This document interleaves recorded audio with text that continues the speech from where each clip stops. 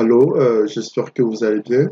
Aujourd'hui, quatrième partie de la vidéo, débuter avec Excel, Power Pivot. Donc, c'est ce que nous allons toujours faire. Nous allons parler principalement de deux fonctions dans les mesures, c'est-à-dire la fonction count rows et la fonction distant count. Donc, je vais aller démarrer mon fichier Excel qu'on a utilisé dans la précédente vidéo, ou que j'ai utilisé plutôt dans la précédente vidéo. Voilà. Je vais rapidement modifier ça. Je vais enlever le postage. Je vais juste le laisser en standard. Voilà.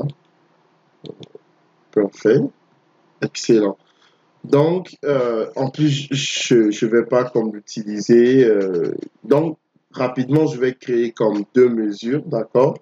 La première mesure, je vais l'appeler, toujours dans la table Sales, je vais l'appeler transaction.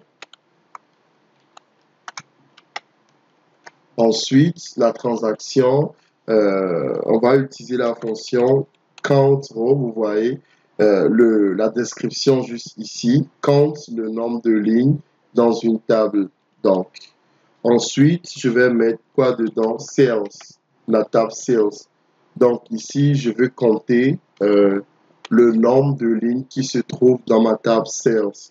Donc, ensuite, ici, je vais faire OK. Vous voyez, je peux valider. C'est très important. Donc, c'est bon. OK. Ensuite, je vais créer une deuxième fonction que je vais appeler, toujours dans la table Sales, selling, c'est-à-dire les jours de vente. Donc, je mets le même nom ici aussi. Parfait. Et là, ce que je vais utiliser la fonction distinct count ici, sales. Ensuite, je vais compter, OK, je vais mettre sales. Et puis, je vais compter ici order dates. Donc, les dates où il y a eu des commandes. Ensuite, je fais OK. Parfait.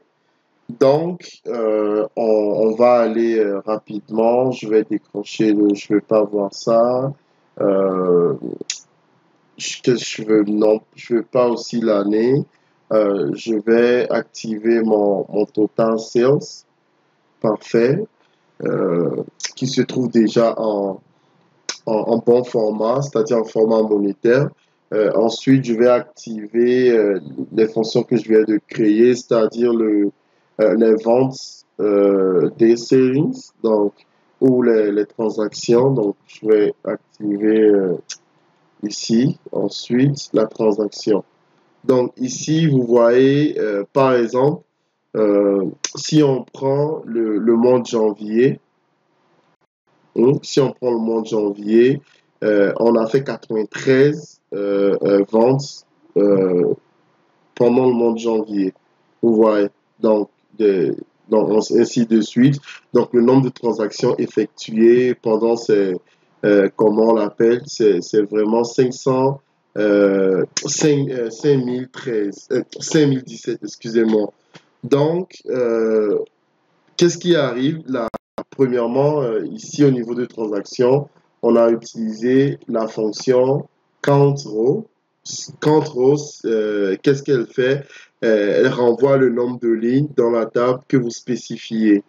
Donc, ici, dans notre exemple, comme je l'avais dit tantôt, les 5017 représentent en fait dans la table sales, comment on l'appelle, c'est-à-dire il y a 5017 lignes, en fait, il y a 5017 lignes dans la table sales qui ont un month num de 1, c'est-à-dire janvier ici, c'est les month num, c'est-à-dire le numéro des mois, donc qui à 517. Donc, j'ai bien utilisé la fonction count row. Pourquoi j'ai utilisé la fonction count row et pourquoi pas la fonction distinct count? C'est juste que, comment on l'appelle? Nous savons que nous savons que chaque ligne de notre table Sales est une transaction. C'est que chaque ligne de la table, en fait, c'est une transaction. C'est pour cela que je n'ai pas utilisé comme distant count sur quelque chose d'unique, mais j'ai juste utilisé count pour qu'il puisse me compter, en fait, le nombre de transactions, parce que je sais qu'on a juste une transaction.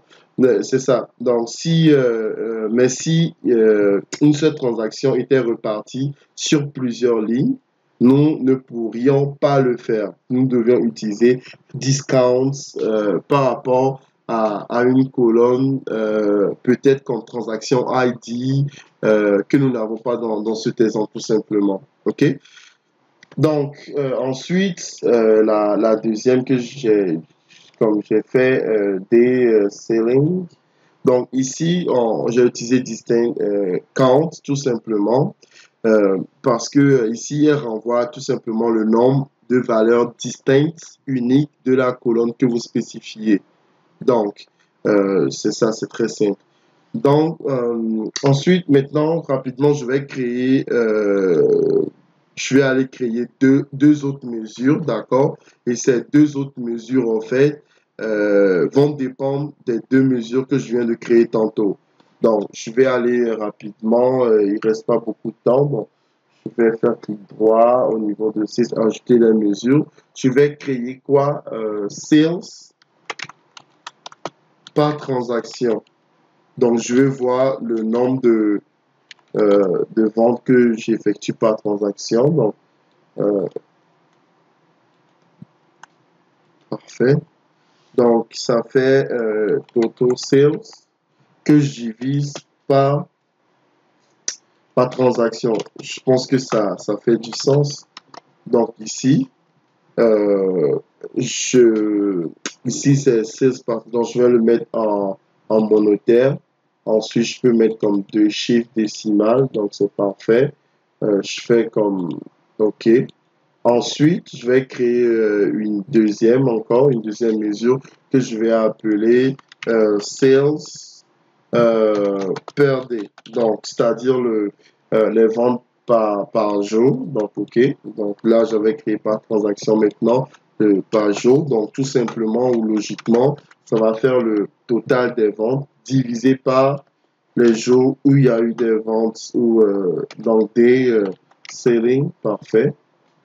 Donc ici, c'est bon, je vais le mettre toujours en monétaire, deux chiffres, parfait. Donc, ce que nous allons faire, OK, regardez bien ce qui va se passer.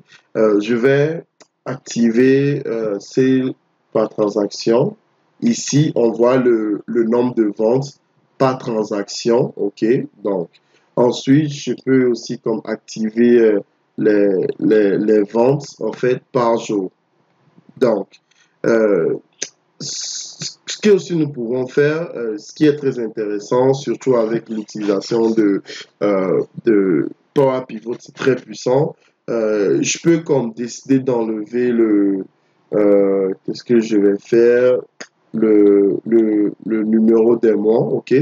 Ensuite, je vais mettre à la place le nom de produits, pas le nom, mais je pourrais prendre le, comme la clé qui est product key, comme l'identifiant, je peux dire, qui identifie de façon unique les clés, comment on appelle les produits, vous allez voir tel produit, on sait que voilà, cet produit a été vendu, le nombre total de ventes pour ce produit, c'est ça, le jour où il y a eu les ventes transactions, ainsi de suite. Donc, ensuite, ce que je vais vous montrer, ce qui fait vraiment la beauté de Power Pivot, c'est que je peux décider, par exemple, d'ajouter ce qu'on appelle un slicer, c'est-à-dire en fonction d'un segment. Tout simplement, je peux utiliser l'année. Je viens ici, je fais clic droit, je fais ajouter segment. Vous allez voir ici, par défaut, lorsque je l'ai pris, ici, il a sélectionné pour toutes les années. Donc, moi, je vais aller comme d'écran. Je vais dire non, moi je veux pour juste 2021. Est-ce que vous voyez? Vous voyez, c'est interactif, tu vois. Dès que je le prends, ça change. Vous voyez, ça me donne le nombre total de ventes, ainsi dessus des transactions, ainsi de suite. Vous voyez 2023, 2003, ainsi de suite 2001. Donc, c'est quelque chose qui est super intéressant, très important surtout lorsqu'on utilise comment on l'appelle, comment on l'appelle, les mesures d'axe. Donc, c'est des choses qu'il faut savoir. Ça, c'est juste un exemple. Après, je ferai comme deux tutos où je vais commenter plus, je peux dire complexe lorsqu'on va commencer par créer beaucoup de mesures et que ces mesures dépendent les unes des autres.